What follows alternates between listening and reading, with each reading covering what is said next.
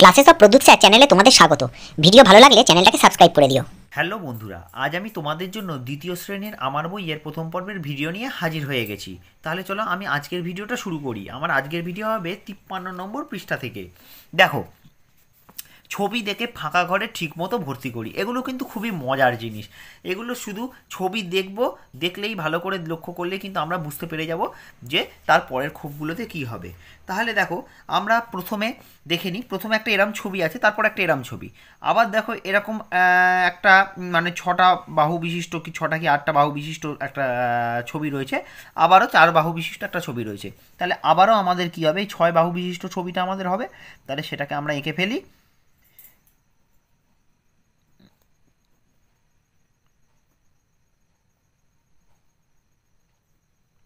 এই ছবিটা হবে, ঠিক আছে। আমি মোটামুটি আঁকলাম, খুব ভালো করে আমি আঁকতে পারলাম না, ঠিক আছে।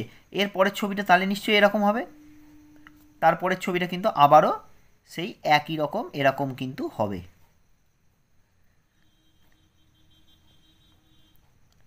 ঠিক আছে। এর পরেরটা আবার কিন্তু এই 4 বাহু বিশিষ্ট এই ছবিটা হবে। ব্যাস, তাহলে আমার ঘরগুলো কমপ্লিট হয়ে গেল। তাহলে ছবি দেখে আমি কিন্তু পরপর সেভাবে এগিয়ে যাব। প্রথমে কি আছে দেখো, একটা ত্রিভুজ আছে, 3টে বাহু বিশিষ্ট। আমরা আগের দিন শিখেছি ত্রিভুজ আকার।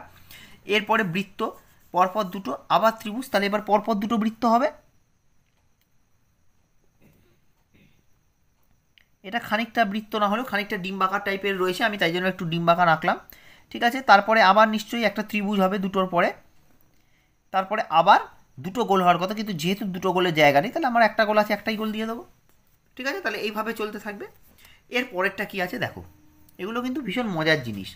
দেখো, গোলের মধ্যে একটা ত্রিভুজ, তারপর একটা ত্রিভুজের মধ্যে গোল, আবার গোলের মধ্যে ত্রিভুজ, আবার ত্রিভুজের মধ্যে গোল। তাহলে এবারে কি হবে, গোলের মধ্যে ত্রিভুজ। পরেরটা কি হবে, ত্রিভুজের মধ্যে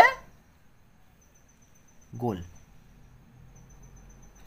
তারপরে আবার গোলের মধ্যে ত্রিভুজ। তারপরটা কি হবে, ত্রিভুজের মধ্যে গোল। তাহলে আমার এটা হয়ে গেল। তারপরেরটা আমি চলে যাচ্ছি। দেখো, প্রথমে এই ছবিটা আছে, তারপরে এরকম ছবি রয়েছে। তাও কিন্তু একটা ছবি দেখো, এদিকে মুখ ডি, একটা উল্টোনো ডি, একটা সোজা ডি, তারপরে আবার এরম ছবি। তাহলে এবার কোনটা হবে এরম ছবির পর, তাহলে আবার ডিগুলো হবে। তাহলে প্রথমে একটা উল্টোনো ডি হবে, তারপরে একটা সোজা দিকে ডি হবে, ঠিক আছে। এরপরে আবার একটা স্টার হবে,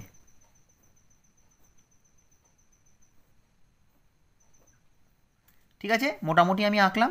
তারপরে আবার একটা ডি হবে, কিন্তু সেটা উল্টোনো ডিটা দিয়ে হবে। তাহলে একইভাবে কিন্তু এগিয়ে যাবে। দেখো, স্টার উল্টোনো ডি সোজা ডি, স্টার উল্টোনো ডি সোজা ডি, আবার স্টার উল্টোনো ডি, ঠিক আছে। তাহলে এইভাবে এগোতে থাকবে। নেক্সট হচ্ছে দেখো, একটা ছোট গোল, তারপরে দুটো গোল, একটা ত্রিভুজ, দুটো ত্রিভুজ। তাহলে আবার নতুন করে শুরু করব।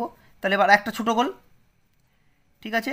তারপরে দুটো গোল, আবার একটা ত্রিভুজ, দুটো ত্রিভুজ, দেখো, ঠিক আছে। এরপরে দেখো, ছোট ছোট গোল রয়েছে।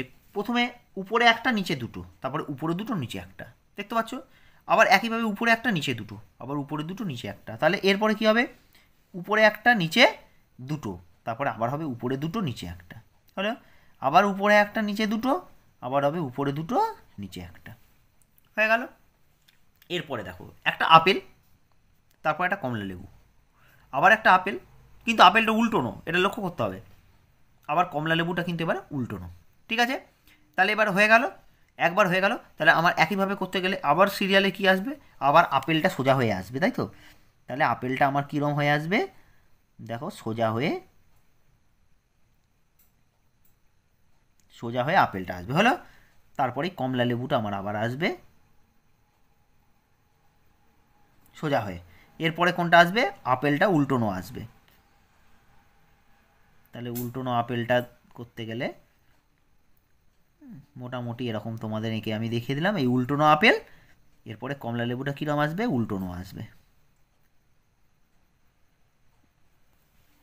ব্যাস, হয়ে গেল। তাহলে তোমরা নিশ্চয়ই বুঝতে পেরেছো, এগুলো কিন্তু ভীষণ মজার একটা জিনিস ছিল, ঠিক আছে। তাহলে 53 নম্বর পৃষ্ঠার কাজ কিন্তু হয়ে গেল। এবারে চলো 54 নম্বর পৃষ্ঠায় চলে যাই।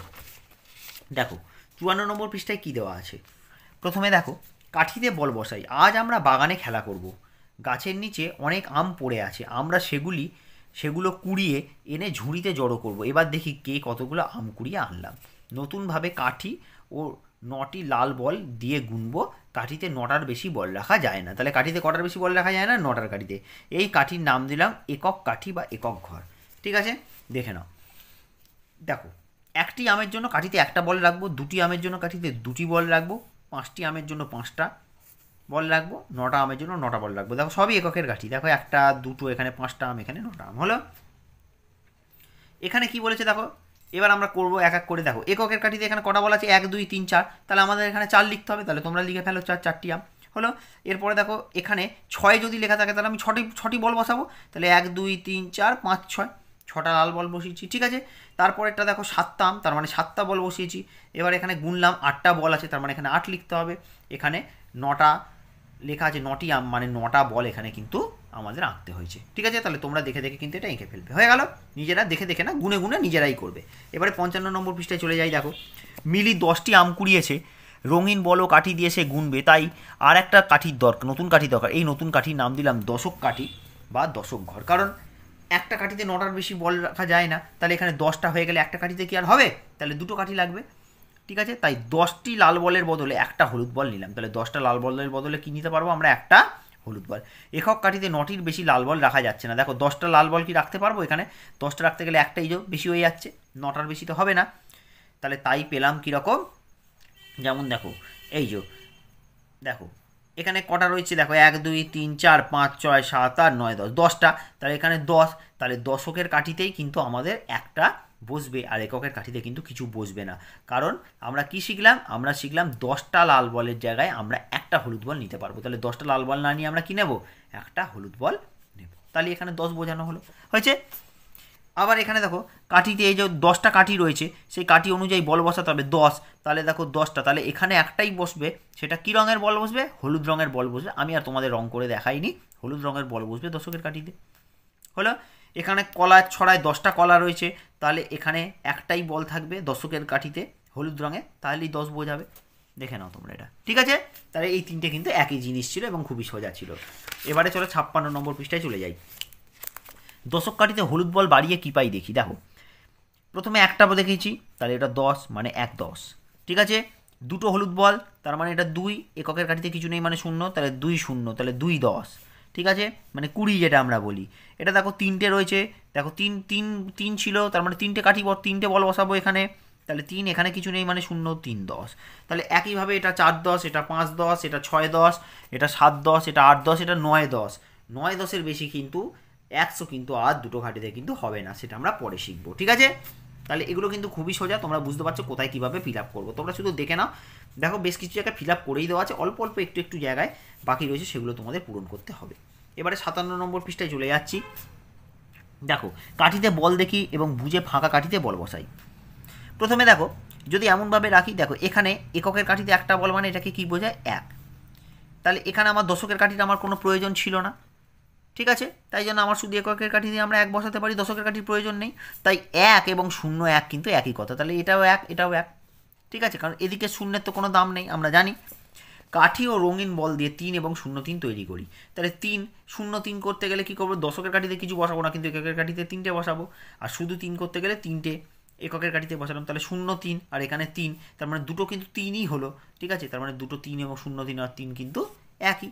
তাহলে একইভাবে এটাই দেখানো হয়েছে যে 5টা বল নিয়ে 5 আর 0 5 কিন্তু একই কথা হলো। তাহলে একই জিনিস তোমাদের দেওয়া আছে, একটা করে করে দেওয়া আছে, বাকিগুলো তোমাদের একটু বুঝে করতে হবে, আর কিছুই নেই। এবারে চলো পরবর্তী পৃষ্ঠা 58 নম্বর পৃষ্ঠায় চলে যাই। দেখো 58 নম্বর পৃষ্ঠায় এসছি। এবার দেখো 10টি করে নিয়ে দল করি, ফাঁকা ঘরে ঠিকমতো লিখি। তাহলে 10টা করে আমাদের দল করতে হবে। দেখো এখানে কি আছে? 1 2 3 4 5 6 7 8 9 10। ঠিক আছে, আর এখানে কটা আছে? 1 2 3 4 4টে। তাহলে মোট কটা আছে? 14টা। এবং 14টার মধ্যে থেকে এই 10টাকে আমরা আলাদা করে নিলাম। ঠিক আছে, সেই 10টাই হলো কিন্তু দশকের ঘরে চলে গেল, মানে এই 10টা সব মিলিয়ে আমার কটা হয়েছে 14টা। এখন 14টা লাল বল তো আমি এক জায়গায় বসাতে পারবো না, বসাতে গেলে আমাকে কটা বসাতে হবে, সর্বোচ্চ 9টা বসাতে পারি, 14টা তো বসাতে পারি না। তাহলে সেই 14টার মধ্যে থেকে আমি 10টা লাল বলকে আমরা একটা হলুদ বল ধরতে পারি। যেমন আমরা কিন্তু 2 পৃষ্ঠা আগেই এটা কিন্তু দেখে এসেছি, এই যে আমাদের এইখানে লেখা ছিল যে 10টা লাল বলের জায়গায় আমরা একটা হলুদ বল নিতে পারি। তাহলে ঠিক 14র জন্য এই 10টার জন্য আমরা একটা হলুদ বল নিতে পারি। তাহলে একটা হলুদ বল নিয়েছি, আর 4টে এইখানে যে 4টে পড়ে থাকলো সেই 4টের জন্য 4টে লাল বল নিতে পারি। তাহলেই বোঝাবে 1 আর 4 14। দেখো 1 10 4।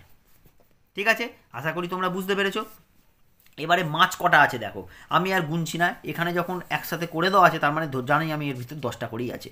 তাহলে এখানে 10টা, এখানে 10টা, আর এখানে 3টে, তাহলে 10 আর 10 20 আর 3 23খানা ছিল। ঠিক আছে, দেখো 23 লেখাও আছে, দেখো 23, তাহলে 23টা। তাহলে এই 10টার জন্য আমি একটা হলুদ বল নিতে পারি, নিয়েছি। এই 10টার জন্য আমি একটা হলুদ বল নিতে পারি, দশকের কাঠিতে নিয়েছি। কিন্তু এর জন্য আমি একটা একটা করে লাল বল নেব, কারণ এরা একসঙ্গে 10টা হয়নি, তাই এগুলো লাল বল নেব 3টে। তাহলে 2 10 3 কত হবে, 2 10 3 হচ্ছে 23 হলো। একইভাবে গাছের অঙ্কটাই চলে যাই। গাছ দেখো, এখানেও 10টা আছে, এখানেও 10টা আছে, এখানেও 10টা আছে, কোনো আলাদা করে কিছু পড়ে নেই। তাহলে এই 10টার জন্য একটা হলুদ বল, এই 10টার জন্য একটা হলুদ বল, এই 10টার জন্য একটা হলুদ বল, কিন্তু লাল বল আমার একটাও দরকার নেই, কারণ একটাও গাছ কিন্তু আলাদা পড়ে নেই। তাহলে এটা কত হলো, দশকের কাঠিতেই 3টে বল হবে, এককের কাঠিতে কিছু বসবে না। তাহলে 3 0 কত হয়, 3 10 30 হলো। এর পরেরটাই চলে যাই, দেখো পরেরটায় কি আছে, দেখো 10এর কাঠি কটা আছে, 10এর ঘর কটা আছে, 10 করে এরকম ত্রিভুজ কটা আছে, দেখো 1টা 2টো 3টে। তাহলে এটার জন্য একটা বল, এটার জন্য একটা বল হলুদ বল, এটার জন্য একটা হলুদ বল হলো। আর এখানে কটা পড়ে রয়েছে, দেখো 9টা রয়েছে। তাহলে এই 9টার জন্য আর তো হলুদ বল আমার দরকার নেই, তাহলে এই 9টার জন্য আমি 9টা লাল বল বসাবো। তাহলে কত হলো, এটা দশকের কাঠিতে 3টে হলো, এককের কাঠিতে 9টা হলো, তাহলে 3 10 9, মানে যেটা আমরা বলি 39। ঠিক আছে, তাহলে আশা করি তোমরা কাঠিতে বল বসিয়ে সংখ্যা গোনা তোমরা শিখে গেলে। এখন আমার আজকের ভিডিওতে এই পর্যন্তই থাকলো। ভিডিওটা যদি ভালো লেগে থাকে তাহলে ভিডিওটাতে লাইক করে দিও, কমেন্ট বক্সে লিখে জানিও ভিডিওটা তোমাদের কেমন লেগেছে। আর যদি আমার চ্যানেলে নতুন এসে থাকো তাহলে চ্যানেলটা কিন্তু অবশ্যই সাবস্ক্রাইব করে দিও।